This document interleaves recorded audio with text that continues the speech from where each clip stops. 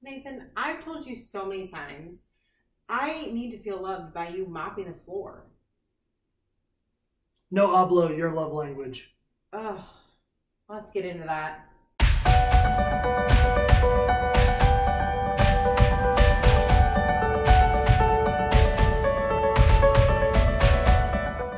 Hey, I'm Andrea. I'm Nathan. And you're joining us for Marriage Monday on the Marriage by Design podcast. We're in a new month, and I'm super excited to be talking this month about our topic. But Marriage Monday is a time where we talk about God's intention for marriage, what God has to say about marriage in His Word, and how we apply that. So, Nathan, what are we talking about this month? Good, thanks for not spoiling the topic. I know, I was so 15 close. seconds earlier. Sorry. No, it wouldn't have mattered. It's no big deal. So, we're talking this month about the 5 love languages. Can we also talk about how we're totally matching and we didn't mean to? Right? Throw the level of our cuteness in the comments below. If you're watching. Yeah, and Nathan was kind of embarrassed that we accidentally matched, but I had to call it out. So anyway, matching clothing is not my love language. Mine either. So, it happens. What we are talking about this month is this book that I'm holding. You can see it if you are joining us on YouTube. If you are joining us on the podcast side, it is called The 5 Love Languages, How to Express Heartfelt Commitment to Your Mate, and it is by Gary Chapman.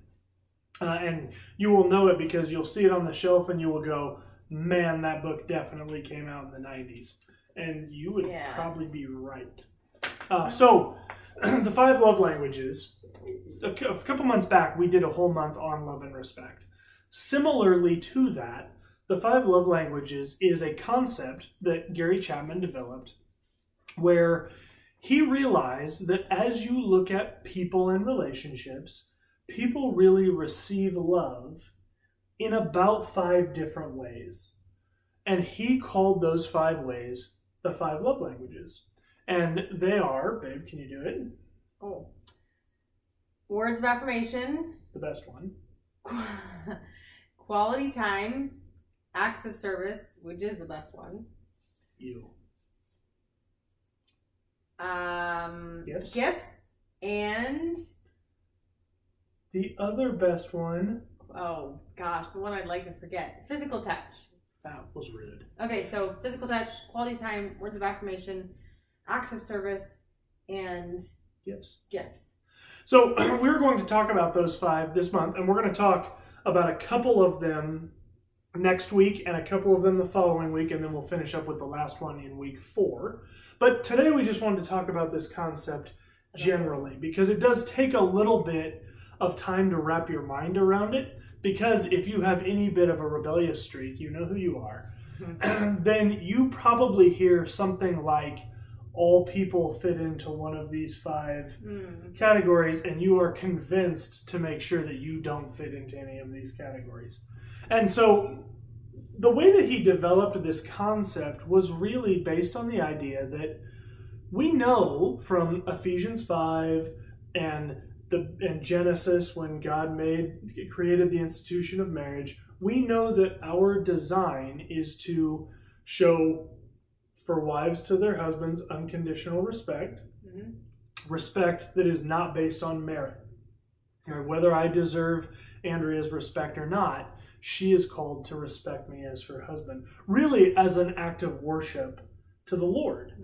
Similarly, if we look at Ephesians 5, I, as Andrea's husband, am called to unconditionally love her. Not merit-based. Doesn't matter if we're having a good day as a couple or a bad day as a couple, or she's having a good wife day or I'm having a good husband day. It's not based on that. It's based on meritless love. Right? So I'm called to love her no matter what. Well, here's the problem that Gary Chapman realized, and it's one that we think really is pretty impactful for people to understand. And here's what it is. So often, people are husbands or wives are trying to show love and respect to their spouse, but their spouse goes, why don't you love me? And it can be so frustrating because they're going, I feel like I do tons of things to show you that I love you. And the spouse will go, like what? And the husband or wife will say, well, remember, like I bought you those flowers last week and had them delivered to your office. And you'll get some response like, oh, yeah. well, I don't want you to spend money. I just want you to love me, right?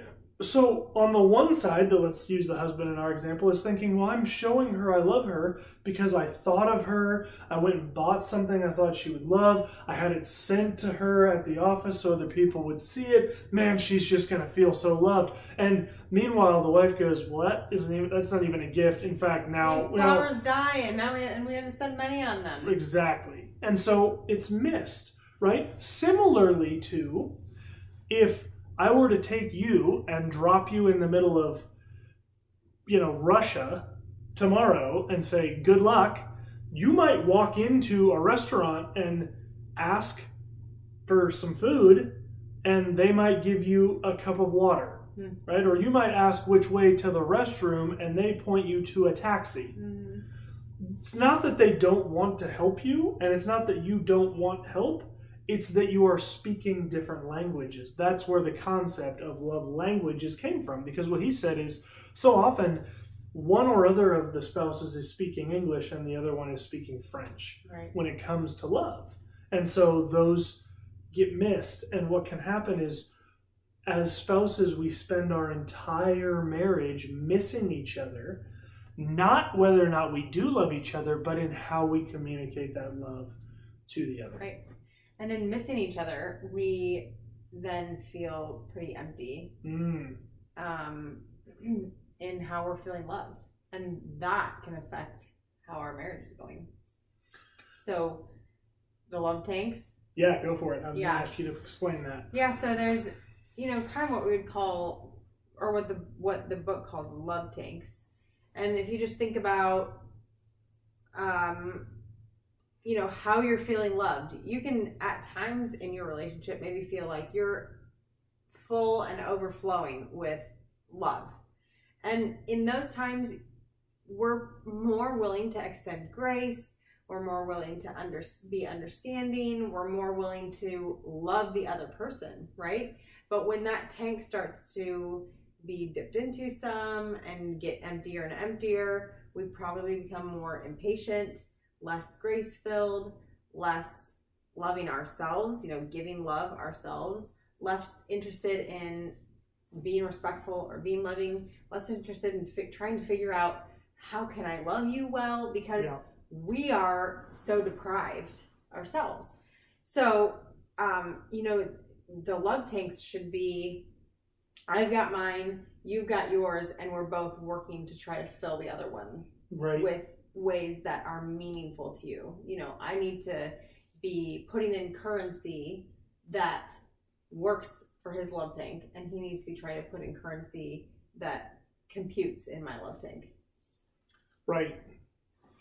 So as we think about that, one of the real dangers that he points out in here is so often we speak the love language that's most meaningful to us without really pursuing that knowledge of your spouse.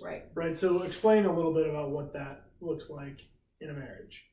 Right. So let's say my number one love language was gifts, and Nathan's number one love language was quality time. Okay, so because my number one love language is gifts, I'm thinking about gifts. Well, that's how I feel love, so I just expect that that's how other people feel love too. So I'm buying him random gifts off of the internet and having them delivered to us and, giving them to him, or I'm finding ways to gift him with experiences that he likes or whatever. And for him, he might be like, that's great, thanks. And I'm like, yeah, but don't you feel loved? And he's like, no, I just feel like that was really nice. And then on my side, if I was saying, if his number one love language was quality time, then he might be constantly looking for ways to, hey, do you want to do this puzzle together with me tonight? Or let's go on a date without the kids, or let's sit and talk and really connect. And I might be like, no, I just want you to give me things. I just want a special gift that you thought, oh my gosh, this is totally Andrea. Or I just want you to realize, hey, she talked about this one thing like 30 times last week that she really wanted, and that's what I want, and I'm not getting that, and I feel so unloved and not understood and all that sort of thing, and we're just missing each other because I'm trying to love him, but in the wrong way. Well, it's not wrong, but in a way that's not really meaningful for him, and he's trying to love me, but in a way that's really not meaningful for me. Right. Not to say that you shouldn't love the other person in those ways, because they do mean something. All these love languages, we should be loving the other person in those ways. It's just that the ones that are higher, that are more important to your spouse, are the ones that you should be speaking more frequently. Right. So before we get too far down this episode, I want to make a comment on that, because right now is probably a really good time for you to pause the video. And if you look down in the notes below, and same thing, if you're listening to us on Apple Podcast, you should see a link, or any of the podcast providers, Spotify or Google Podcasts or any of the rest. You should see in the description of the episode below, at the end, there's a link. If you click on that link, it will take you to what Gary Chapman has developed, which is called the love language test. Right? It's a 30... There's one for men and one for women. Yep, one for men, one for women. It's a 30-question quiz of 2 statements, right? And it might be, if you find it there here in a second, go ahead and give us an example. So read 2 or 3 of them. This for the women. I like for my husband to sit close to me, or my husband tells me I look good, and I like that. So you choose which one would be more meaningful to you. Right, just of those 2, right? And then you move on to the next one. And it's gut, right? Don't think about it. That's important, because particularly I find with a couple of the love languages, and when we get to them we'll address this, there are a couple of love languages that I find when we've given this test, almost all Christians score lower in this one particular love language. Mm-hmm. And I find it's because they think this particular love language is less Christian than the rest. Less so becoming. Yeah, so if you think about it, then you think, oh, I shouldn't write this. Don't do that. Just read the 2 statements, whichever one speaks to you more. And there's no love language that's wrong. That's right. In fact, they're all very important. They are. So, what I want to do maybe with the rest of this episode is talk a little bit about some, again, because you mentioned it, and I think it's important for us to talk about for a minute. Are any of these bad, right? To just address that directly, and then talk a little bit about maybe some pitfalls with going into this, why this can be such a struggle for people, and then talk briefly, maybe we give like a minute to each of the 5, just setting them up, so that the folks know what to expect when they come back the next couple of weeks. So, are any of them bad? Of course not. They're all great. The gifts one is the one that you were talking about. I think that can be seen as selfish sometimes with gifts. Like, if gifts is my love language or something that's important to me, then maybe that's seen as selfish or whatever. I think it's kind of an American thing too, where we look at it and go, oh, America can have such a problem with consumerism, but if I desire someone to buy me things, that's unbecoming. Right? It's kind of the gold digger sort of idea, and that isn't right. I mean, gifts are a love language. A love language, for sure. They're a love language, and so you look at Jesus' first miracle with his mom at the wedding at Cana. That was a miracle that sewed into the gifts idea. They were running out of wine. Jesus turned water into wine as an act of honoring his mother at the wedding. Yeah, so I think there's other things, acts of service can be a struggle too, because it's like, I want you to do things for me. I want you to work for me. that's what it is. It's like you have to work for me to feel loved, you know, that can maybe you feel that way. It's not that way at all. Right. So yeah, some of them have some hang-ups with them or some preconceived ideas that aren't right. They're, again, if you're taking the love language test, go with your gut. There's none of them that are wrong or better than the others. Right. They're all amazing because we're all created so differently. Sure. And you will almost all the time be married to somebody who has a love language, a top love language that is not your top love language. Yeah, very right. I mean, we've taught this as a class through our church several times. And I think in all those times of teaching it, one time we had a couple that had the same love language.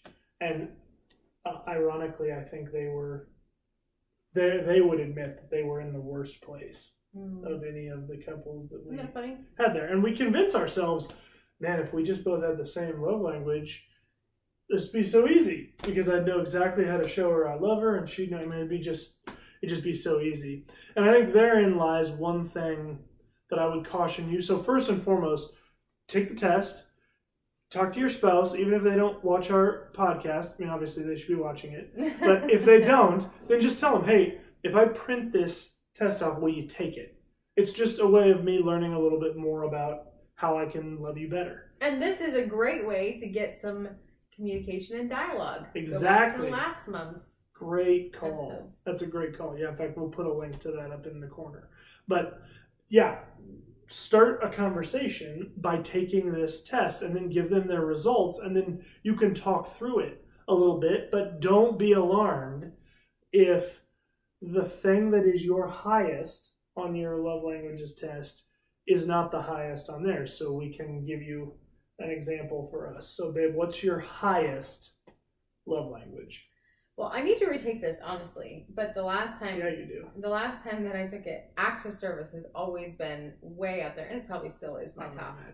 Acts of service, like, always far above all the other ones. Right, so the way this test works is you pick which statement you want, and then at the end you tally up. And they're all ranked. How many of them you get. And so, you know, I think the highest you can get in any one is like 13 or 14. Yeah, I don't remember. So I think you had like a 13 or a 14 in acts of service. I took the test and I had a big goose egg. 0 in acts of service. And that definitely played out in our marriage before we it did. knew about this. I mean, I was constantly trying to buy things for you and create experiences. He was trying to do any other love than acts of service. Right. He hates acts of service. Right. And so, you know, for me, even once I learned about this, I still was like, well, what's your second? Darn it, can't it be something else? Right. And you know, this ties into that calling that we see in Ephesians, where Paul says, husbands, love your wives as Christ loved the church and gave himself up for it. Right? We have to be willing, and I'm talking to me primarily right now, we have to be willing to sacrificially love our wives. And wives, you have to be willing to sacrificially love your husbands. And this is a way where that is probably going to play out. Mm-hmm. Because you're probably going to realize, maybe not the first one, but one of the top 2, you're probably going to be like, I don't like that one. What's your top? So my top one, as I remember, and I need to take this again too, but I believe my top 2 are words of affirmation and physical touch. Yeah, and they're like neck and neck. Right, very close. Yes. And physical touch, words of affirmation, I think I'm okay with. Yeah. I mean, it's not hard for me, but physical touch, that's really hard for me. Right. Like, beyond difficult. I don't know if I scored a 0, but it was either a 0 or a 1 in physical touch. She's touching me right now for people watching. No, not like that. Get your eye out of the gutter if you're listening on the podcast. That's funny. Yeah, so, you know, it's but the great thing is that those are huge areas that we can grow in. So rather than, it'd be great if those things came easy for us, but they don't. So instead we can look at it like, well, I get to learn a lot more about you, and and work hard at loving you well and experiment with that, figure out what does that really look like, and you know, do all that, of course, to the glory of the Lord, but to try and really build up your love tank and have that be to overflowing, and kind of becomes a challenge. Right, and to tie this into love and respect, because this really, I really see this as a subset of love and respect. But if you can get this right, that ties right into making the switch from the crazy cycle to the energizing cycle. And really ties into that. Now, let me caution another thing, another trap that you can fall into with these. And you will recognize this because I'm sure you've heard it before in movies, or you've had this thought before, your spouse has said this to you before. We'll use washing dishes as an example, right? Babe, I really wish you would wash the dishes. And you go, okay, fine, I'll wash the dishes. And the next day, you don't love it, but you go and you wash the dishes. And your wife says, well, see, doesn't that feel good that you wash the dishes? And you're like, just say yes. Yeah, it's fine. And then you hear something like this. I don't want you to wash the dishes. I want you to want to wash the dishes. Don't do that. Right? That you may just have a love language that your spouse doesn't have. Let me ask you, which is more loving? Your spouse doing something that he really likes to do for you, or your spouse choosing to do something that he really hates to do because he knows it's meaningful to you? Yep. For me, the more meaningful thing is when Andrea chooses to do something that I know isn't her favorite thing, right? When she chooses to pursue physical relationship with me, and I'm not just talking about sexual relationship, although certainly that too, but just when she puts her arms around me or chooses to hold my hand or any of those kinds of things. Sometimes you just think I'm trying to fart. What? So recently, I gave Nathan a big hug. Like, I just randomly decided I was going to give him a big hug. I came in, I gave him a big hug, and he just kept saying, are you trying to fart? No, like, there was why definitely extenuating circumstances in that. Oh, there were. He just thinks I have something going on, that I'm trying to do something. Yeah, I don't anyway, know. Something hadn't sat right with you at dinner or whatever. I was just being nice, Negative. seriously. All right, so now that we're way off track, no, but that's a thing, right? I mean, you may feel like, you may be tempted to think, well, it annoys me that he doesn't just love to do this thing.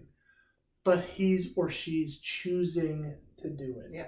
And being able to look them in the eye and say, you know what? It means a lot to me that you're choosing to do something I know you don't like to do. That can be really impactful. And the other side of this, too, is watch your attitude in how you're doing something that you don't want to be doing. So you don't have to love, in this example, that you're doing the dishes. But if you give the attitude of, I hate doing this. Sure. That's going to, for the other person, make it feel like you're just checking a box. Yeah. Or whatever. Like, you're not really trying to love me. Yep. You're just checking a box. And so, really watching the attitude, again, it doesn't have to be like, yippee, I get to do this. But having a loving attitude about it makes such a big difference. That's right. Such a big difference. And not procrastinating and trying to love the other person and all that sort of thing. So I talked to Jackson a lot, actually, about, he's asked to do something and he does it, but he has an attitude about it. And I often tell him, Jackson, I don't want you to just do the thing. I want you to do the thing with a good attitude. He's like, well, I don't like, why? I don't like to do this, whatever. And I'm telling him all the time, because I'm trying to help you be a good husband. Yeah, and the thing, he's just too immature at this point to understand, and perhaps we are too as adults sometimes, but the immaturity comes from a failure to recognize that you're not ultimately doing it for your wife, you're doing it for your Lord. Mm-hmm. You're not ultimately doing it for your husband. You're doing it for your Lord. That's who you're ultimately doing it work for. as unto the Lord and not for men. Right. And again, your marriage commitment, your marriage covenant is to God. Right. It is not to your spouse. Right. And so to do the things that are difficult because you're showing the Lord that you love him through the way you treat your spouse, man, that should energize all of us. Absolutely. Right? Yeah. It may not make dishes your favorite thing, but it should energize you, empower you through the Holy Spirit with the power to be able to put a smile on your face and even get to a point where you can be like, kind of make a funny about it. Yeah. Right? And we do that. And there are things that, you know, like house cleaning and all that. I mean, man, if you and I were not married, we'd have, this house would be a wreck. Right? And I'd go to work and then I'd come home and it'd still be a wreck and I wouldn't probably think about it until my mom came in and said, dude, you're a pig. Clean up your house. But you've helped me in that area. And so now I do it, and I still don't love it, but I do it because I want to give honor to the Lord, and I want you to feel that sacrificial love. Yeah, and I think a lot of times that can help when we're choosing to love our spouse in their love language that's not one of our top love languages. Thinking about them rather than us. Yeah. Thinking about, I'm filling their love tank, and this is so good for them. You know, this is him, her, whatever. This is meaningful to him, and that should be my focus. And doing it as unto the Lord, and not, oh, I hate doing this, whatever. You know, just switching that focus. Yep. It's good, real good. Any other pitfalls, babe, that you can think of before we pop through each of the 5 real quick? Probably lots of them, but not sure. off the top of my head. And kind of the flow as we go through each of these, I think we're going to kind of talk a little bit about, here's what this looks like. He talks in the book a lot about dialects. Mm-hmm. So like, to use an obvious example, when we talk about physical touch, dialects are different ways within physical touch of showing that love languages. So physical touch, specifically, there is a sex dialect, right? A sexual physical touch. There is a non-sexual physical touch. There is a romantic physical touch, a playful physical touch. I mean, there are all these different dialects of physical touch. So as we go through these, we'll talk maybe a little bit about those dialects, then talk a little bit about some good things we've heard people share about how they've pursued their spouse with regards to that love language, and then maybe a few pitfalls with each of those that we have seen and what happens when you get that one wrong. Mm-hmm. Cool. So let's just pop through each of them real quick and give everybody a preview of what to expect the next few weeks. So I'll just, if you want, I'll just shoot off the top of my head and you give me your thoughts. So first, words of affirmation. Tell me more about me. Yeah, right. So that's telling your spouse what you love about them, what you appreciate about them, how you respect them, what they're doing well, all that sort of thing. You know, just all the good things you can think of. Perfect. We're going to talk about that one next week. Along with, what other one should we talk about next week? Gifts. So we'll talk about gifts next week as well. Gifts is gifts, right? Either buying something for your spouse, making something for your spouse, doing something for like I guess we said creating something for your spouse, but I meant more like creating an experience for your spouse. Those are all dialects that we'll talk about with regards to giving gifts. Yep. All right, so then what should we talk about the next time? How about we kick off with physical touch? Yep, physical touch. So Nathan talked about that. It can be sexual, it can be non-sexual, just holding hands, arm around the back, whatever. Playful. Mm-hmm. Please don't ever tickle me. I think that's terrible. Why is it that kids love that and adults hate it? Good question. Isn't that funny? That is funny. So yeah, all sorts of types of physical touch. Right. Okay, so let's talk about physical touch, and then and physical touch, definitely one that we've gotten way off in the weeds on culturally. Yeah, right? Because physical touch is one that particularly men, although not exclusively men, but particularly men have generally a higher appetite for the sexual physical touch. And so guys can get hyper-focused on that at the expense of the others. Yeah. And so physical touch we'll probably spend a decent chunk of time on because it's one that can really get screwed up within the marriage relationship. And quality time. Quality time. Okay. That's great. Perfect. So what's quality time? So quality time is spending time with your spouse, just them. So sometimes it's watching a movie, but that's not often going to be quality time. I think if you do that rarely, it's probably going to feel like quality time. But if you do that often, it's not so much quality. It's just time. It's just time. Going out to dinner, having a conversation with each other. Yeah. It could be doing something side to side, shoulder to shoulder, where you're doing the same thing, but you're not really interacting with it. Yep. Playing a video game could be quality time. And then there's face-to-face quality time, where you're doing the same thing and you're doing it together. So totally. And those are the 4 love languages. So there aren't any others to talk about. The last week, I guess we did, save the one. There's just one single one left, which is acts of service. So we'll do it the whole time last week, I guess. So we'll start with a couple minutes on acts of service, and then we'll talk about practical tips, right, for implementing love languages. I joke, because acts of service is one that I struggle with.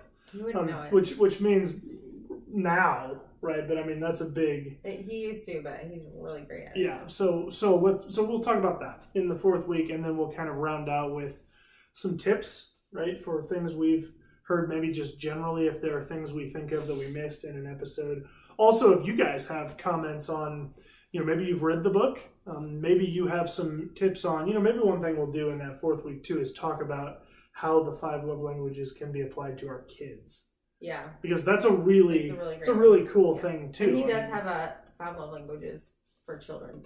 For our children too. He does. Yep, and I will put that in the descriptions below as well with links to that and to this book. Yeah, and we'd love if you would comment with just if you take the test, what your top 1 or 2 love languages are. Totally. That'd be fun. If you've taken the test but it's been a long time ago, your love language might have changed because your situation changes. Like maybe quality touch used to be something that was really high, and now you have a bunch of little kids around and you're touched out all the time, and quality touch is no longer really high for you.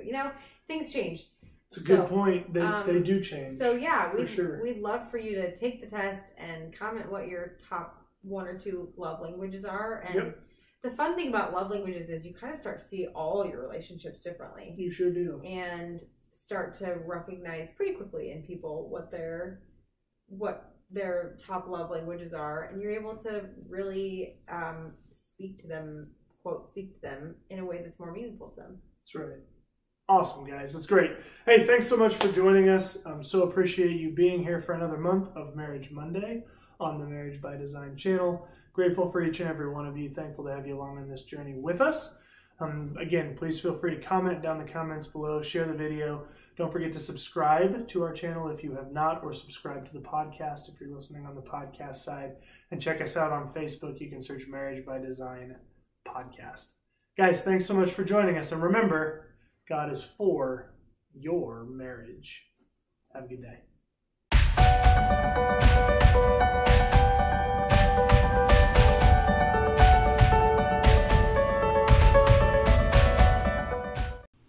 Hey, thanks for joining us on Marriage by Design. If you were impacted by this video, like it by hitting the thumbs up below.